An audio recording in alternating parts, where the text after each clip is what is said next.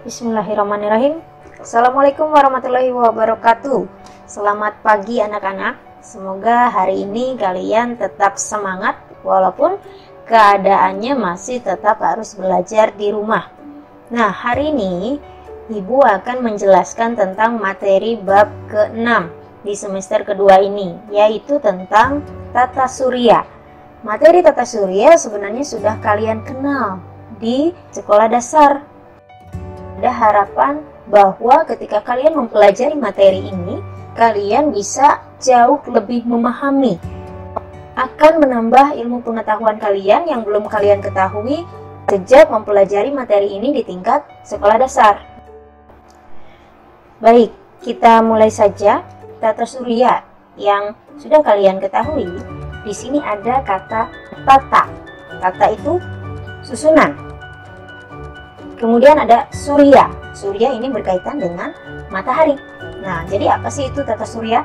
Tata surya ini adalah susunan benda-benda langit yang terpusat pada matahari, di mana pusat tata suryanya dikelilingi oleh benda-benda langit seperti planet, asteroid, meteoroid.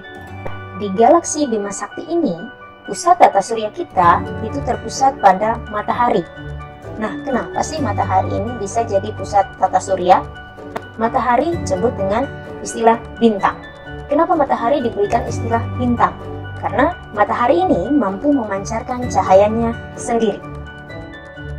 Matahari adalah bintang yang berupa bola gas panas dan bercahaya yang menjadi pusat sistem tata surya. Tanpa energi intens dan panasnya matahari, tidak akan ada kehidupan di muka bumi ini.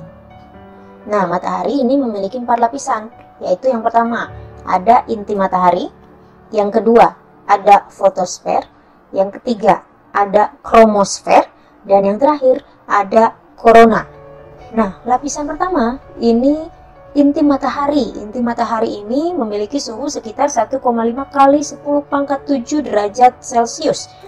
Suhu ini cukup untuk mempertahankan fusi termonuklir yang berfungsi sebagai sumber energi matahari. Energi ini berasal dari inti dan akan diradiasikan ke lapisan luar matahari dan kemudian sampai ke ruang angkasa. Lapisan kedua pada matahari yaitu fotosfer. Nah, fotosfer ini memiliki suhu sekitar 6000 Kelvin dengan ketebalan sekitar 300 km.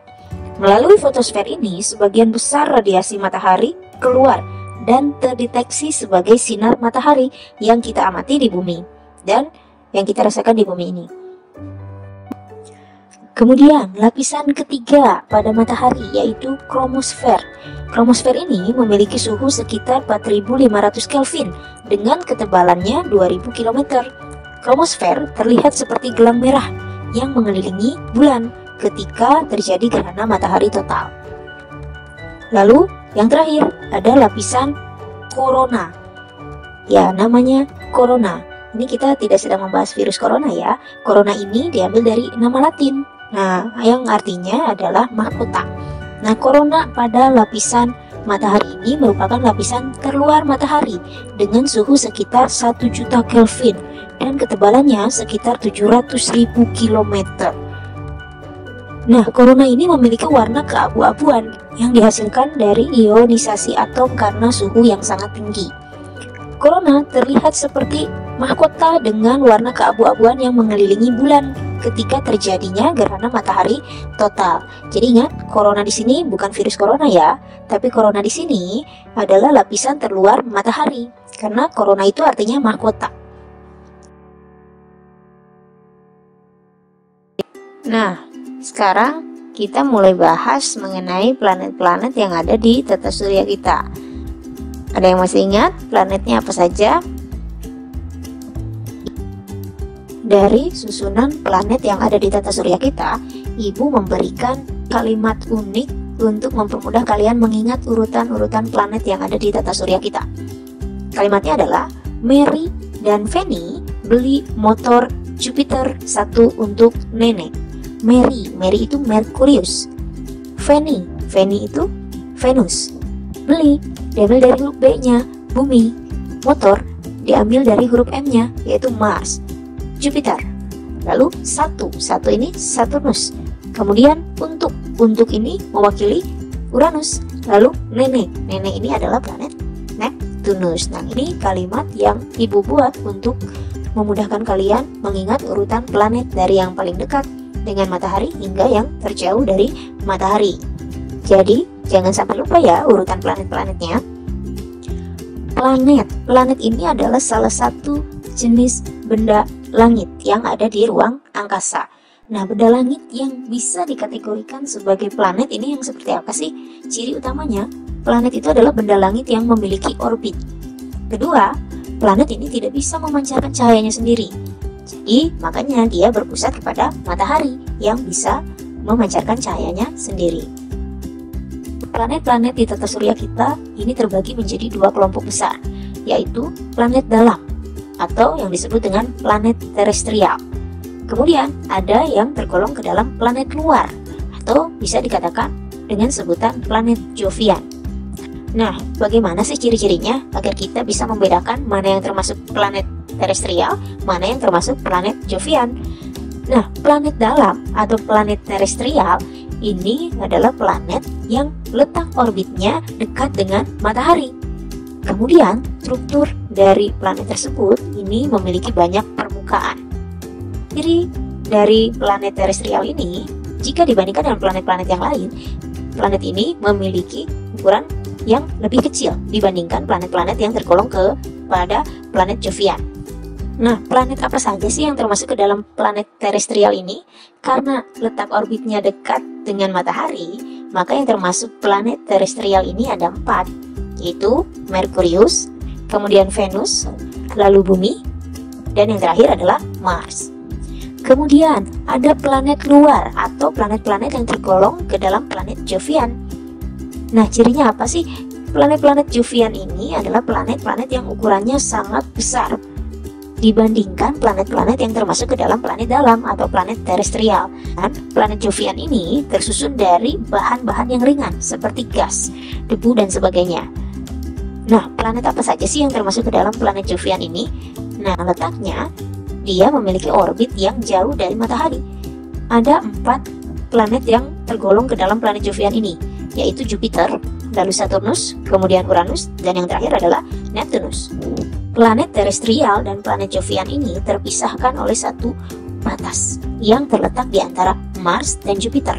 Dalam batas tersebut, ini adalah sabuk asteroid. Nah, sabuk asteroid inilah yang menjadi pembatas antara planet terestrial dan planet Jovian, atau pembatas antara planet dalam dengan planet luar. Oh iya, kalian masih ingat dengan Pluto? Nah, Pluto dulu dikategorikan sebagai planet, tapi sekarang sudah tidak lagi. Ada yang tahu alasannya? Nah, Pluto tidak dikategorikan ke dalam planet di tata surya kita lagi, karena bentuknya yang terlalu kecil dari ukuran planet yang ada. Kemudian, orbitnya sangat jauh dari matahari.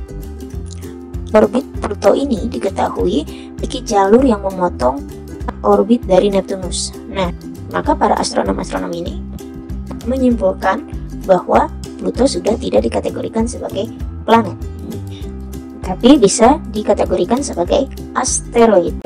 Nah, selain planet, benda-benda langit yang lainnya adalah asteroid. Asteroid ini sebenarnya benda langit yang memiliki ciri seperti planet. Cirinya apa aja? Dia memiliki orbit yang mengelilingi matahari.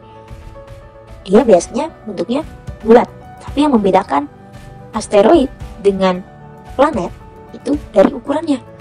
Nah, ukuran asteroid ini tidak sebesar ukuran planet, ya, tapi asteroid ini dikenal dengan orbit yang disebut dengan sabuk asteroid yang terletak di antara Mars dan Jupiter. Nah, asteroid terbesar yang terletak pada sabuk asteroid ini dinamakan sebagai asteroid Ceres. Kemudian benda langit yang lainnya adalah meteoroid. Nah, apa sih ini meteoroid? Meteoroid ini adalah benda langit yang tersusun dari bebatuan atau kerikil-kerikil kecil dan juga puing-puing logam yang melayang di ruang angkasa. Itu adalah meteoroid. Nah, meteoroid punya istilah lain, yaitu meteor dan juga meteorit. Nah, apa sih bedanya? Meteor ini adalah meteoroid yang terbakar habis pada lapisan mesosfer di atmosfer bumi. Nah, bahasan ini sudah pernah Ibu bahas di bab sebelumnya. Kemudian ada meteorit. Meteorit ini adalah meteoroid yang berhasil jatuh ke permukaan bumi setelah melewati lapisan-lapisan atmosfer bumi. Kemudian benda langit yang lainnya ada komet. Nah, komet ini dikatakan sebagai bintang berekor karena komet ini memiliki ekor yang sangat panjang. Nah, ekor ini terbentuk dari dorongan radiasi matahari. Komet ini tersusun dari debu dan gas. Lalu komet ini memiliki orbit yang sangat lonjong. Orbitnya memotong dari orbit-orbit planet-planet yang ada di tata surya. Komet yang terkenal di tata surya kita disebut dengan komet Halley. Kemudian ada satelit. Nah, satelit ini ada satelit alami, ada satelit buatan. Nah, kita bahas satelit alami dari beberapa planet yang ada di tata surya kita. Planet bumi jelas kita sudah tahu. Satelit alami dari bumi ini adalah bulan. Kemudian ada Mars yang memiliki satelit Phobos dan Deimos. Lalu ada Jupiter. Jupiter ini memiliki satelit Ganymede, Io, Callisto, dan Europa, dan sebenarnya masih banyak lagi. Kemudian ada Saturnus. Saturnus ini memiliki satelit yang dinamakan dengan Titan. Titan ini termasuk ke dalam satelit terbesar setelah Ganymede kepunyaan Jupiter. Nah, selain Titan, Saturnus juga memiliki satelit Rhea, Dione, Biore, dan Hyperion. Kemudian satelit dari Uranus ada Miranda, Ariel, Titania, dan Oberon. Kemudian yang terakhir ada planet Neptunus yang memiliki satelit Triton, Thalassia, Despina, dan Galatea. Itu beberapa satelit alami yang Ibu perkenalkan pada kalian dari beberapa planet yang ada di tata surya kita. Nah, untuk lebih jelasnya pembahasan mengenai planet-planet dan benda-benda langit yang ada di tata surya ini, di sini Ibu sudah menyediakan satu video untuk kalian saksikan. Mudah-mudahan video ini bisa mempermudah kalian untuk memahami materi tata surya kali ini. Saksikan video berikut ini. Planet-planet dalam tata surya kita berjumlah 8. Mulai dari yang terdekat dengan matahari, yaitu Merkurius, Venus, Bumi, Mars, Jupiter, Saturnus, Uranus, dan Neptunus. Merkurius adalah planet terdekat dengan matahari. Waktu rotasi Merkurius adalah 59 hari, sedangkan waktu revolusinya adalah 88 hari. Ukuran Merkurius lebih kecil dari bumi dan tidak memiliki satelit.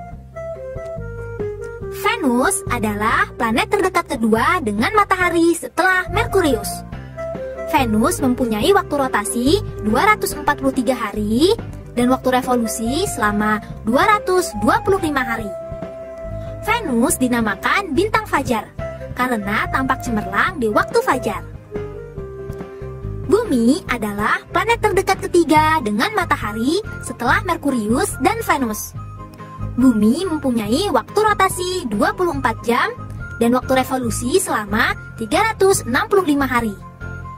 Bumi dikenal dengan planet biru karena berwarna biru saat dilihat dari angkasa. Bumi juga satu-satunya planet yang dapat dihuni oleh makhluk hidup. Mars adalah planet terdekat keempat dengan matahari.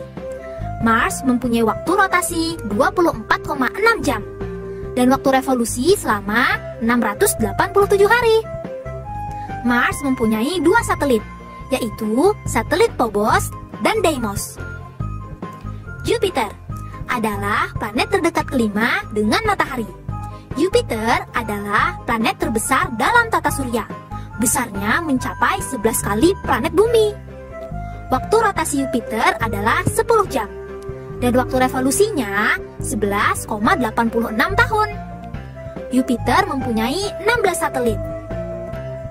Saturnus adalah planet terdekat ke-6 dengan matahari. Saturnus berwarna kekuningan. Waktu rotasi Saturnus adalah 10,7 jam. Dan waktu revolusinya 29,5 tahun. Saturnus terkenal dengan planet indah yang bercincin. Atmosfer Saturnus berupa debu halus, kerikil, dan butiran es yang sangat banyak.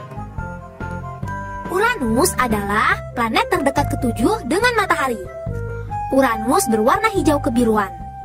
Waktu rotasi Uranus adalah 17 jam dan waktu revolusinya 84 tahun. Planet ini mempunyai 27 satelit. Neptunus adalah planet terjauh dengan matahari, berwarna kebiruan. Waktu rotasi Neptunus adalah 16 jam dan waktu revolusinya 165 tahun. Planet ini mempunyai 11 satelit. Benda-benda langit yang lain itu seperti asteroid, komet, meteorit, dan satelit. Asteroid adalah benda langit berupa gumpalan batu besar menyerupai planet. Terdapat sekitar 5.000 asteroid di tata surya. Permukaan asteroid penuh dengan kawah. Asteroid terbesar adalah Ceres dengan diameter 785 km. Asteroid yang lain adalah Dallas, Vesta, dan lainnya. Komet adalah bintang berekor yang bercahaya karena memantulkan sinar matahari. Komet berputar mengelilingi matahari. Komet terbentuk dari debu, es, dan gas yang membeku. Komet yang paling terkenal adalah Komet Halley. Komet Halley mempunyai periode revolusi 76 tahun sekali. Meteorit adalah kumpulan batu kecil yang mengapung di angkasa. Meteorit ini sering disebut dengan bintang jatuh karena sering terlihat sebagai cahaya yang jatuh. Meteorit jatuh ke bumi karena tertarik oleh gravitasi bumi. Meteorit tampak bercahaya karena terbakar oleh tekanan ram dan gesekan atmosfer. Meteorit yang jatuh dan terbakar dinamakan meteor. Satelit adalah benda yang mengorbit planet dengan periode revolusi dan rotasi tertentu. Satelit ada dua macam, yaitu satelit alam dan satelit buatan. Satelit alam contohnya bulan yang mengorbit planet bumi, dan Deimos yang mengorbit planet Mars. Satelit buatan adalah satelit yang dibuat oleh manusia untuk suatu tujuan. Contohnya satelit buatan adalah satelit Palapa dibuat oleh Indonesia untuk keperluan komunikasi. Baik, mungkin materi kali ini dicukupkan sekian. Mudah-mudahan dengan apa yang Ibu jelaskan dan apa yang Ibu tayangkan melalui video ini bisa mempermudah kalian untuk memahami materi tentang tata surya ini. Terima kasih untuk kalian yang sudah fokus dan sudah semangat untuk memperhatikan video yang Ibu tayangkan ini. Mudah-mudahan video yang Ibu tayangkan ini bisa bermanfaat untuk kalian. Nah, seperti biasa, setelah penjelasan materi, akan ada uji kompetensi yang perlu kalian isi dan perlu kalian jawab. Silakan dikerjakan uji kompetensinya. Nah, terima kasih atas perhatiannya. Assalamualaikum warahmatullahi wabarakatuh. Tetap semangat berprogres.